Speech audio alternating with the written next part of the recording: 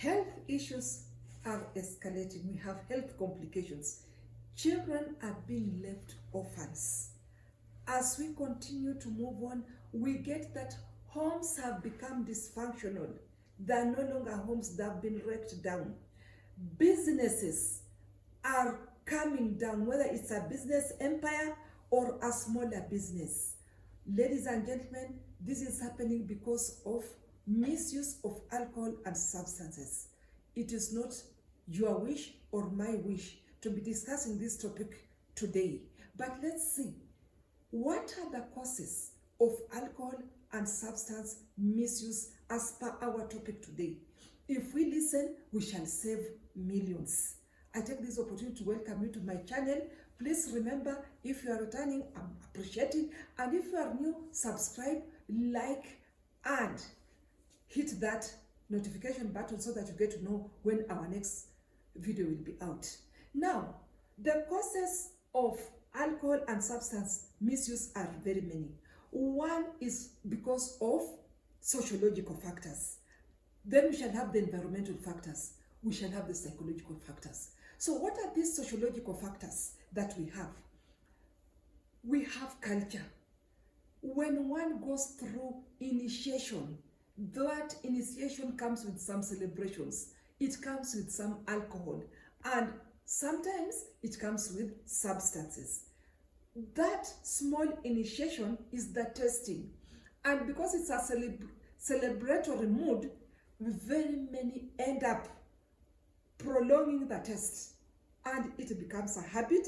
Before you know, one is deep into alcohol and one is deep into substance use. With the time, it becomes a misuse. And that is why we talk of alcohol and substance misuse. Remember also, some of the drugs we get, the prescriptive drugs, you can get addicted to them. It's not your choice, but that is the position. So as you continue being addicted to them, you start abusing them, you start misusing them.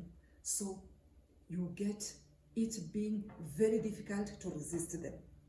Another cause of alcohol and substance misuse is the family where one comes from. You come from a setup where we have a wine rack and it is ever full. We have even a cupboard that is stocked with alcohol and different types. We have the Scotch whiskies, we have the brandies, we have the vodkas, we have the different wines. Now, a child sees the parents after dinner, you're taking something. In between meals, sometimes you do take. During parties, birthday parties, that is the norm. So the child grows up knowing it is normal to start taking this, and to the extent of misuse. Remember, excessive is what we're talking about.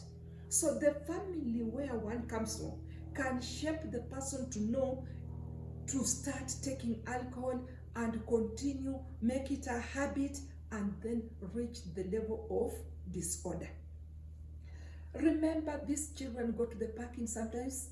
Our children go to the parking yard and they start sniffing something. We also have adults doing the same.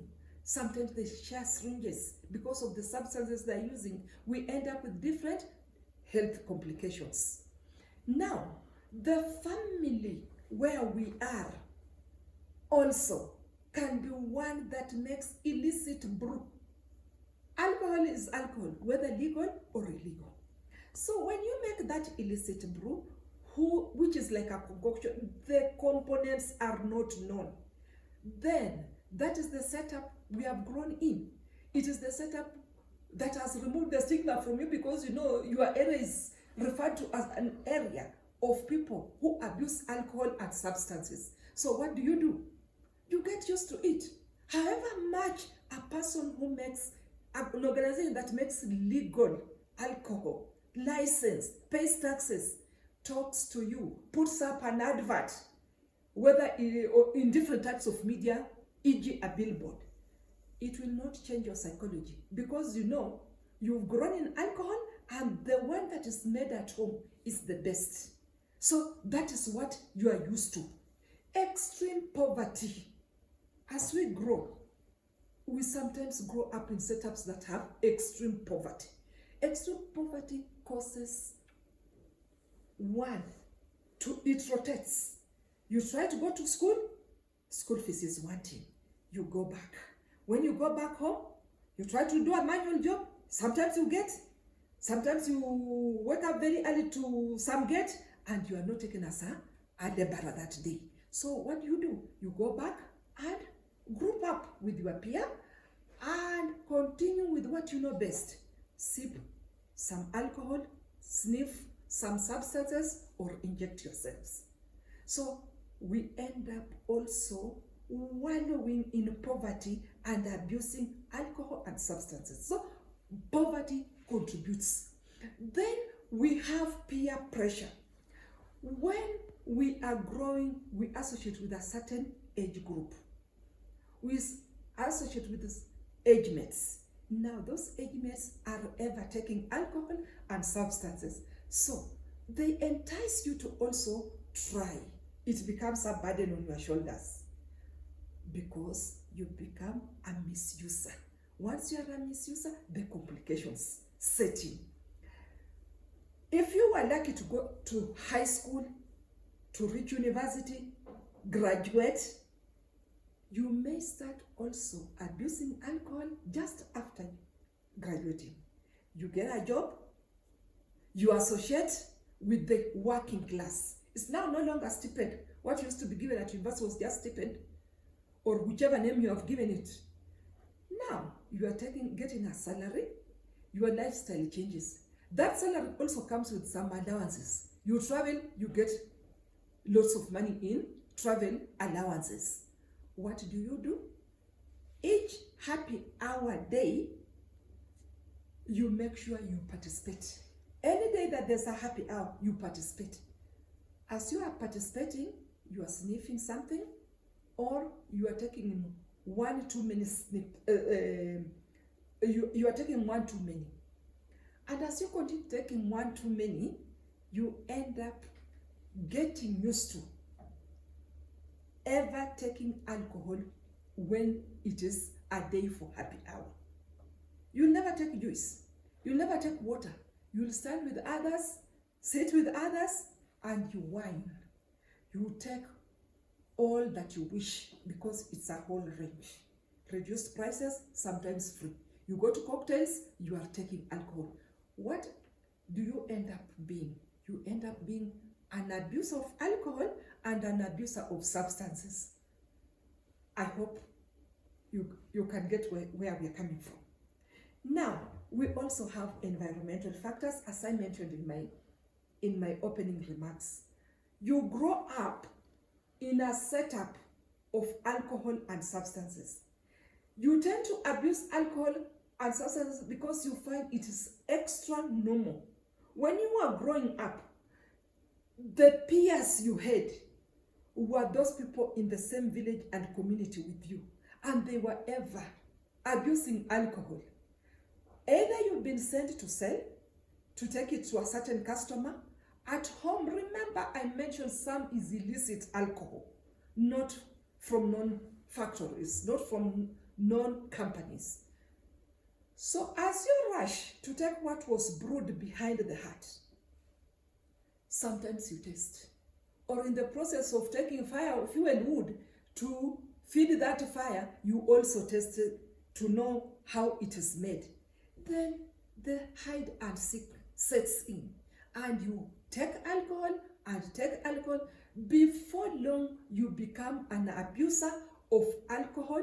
You don't care about the stigma in the environment. That's how you've been associated. That is the area where people brew. So you are used to such negative terminologies.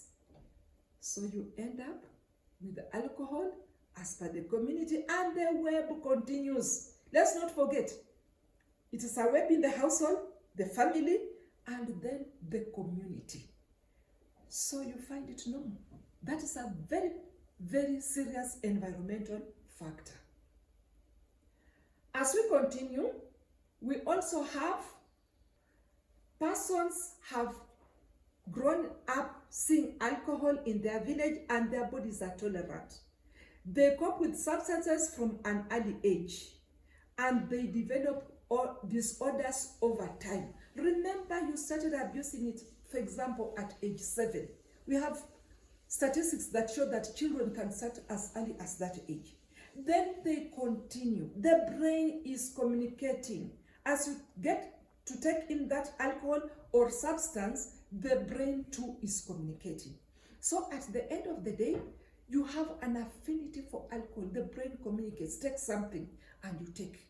So you develop a craving when it communicates to you to look for the substance you misuse and you take it. To look for that other substance you abuse and you take it. Sometimes you are addicted to that particular drug.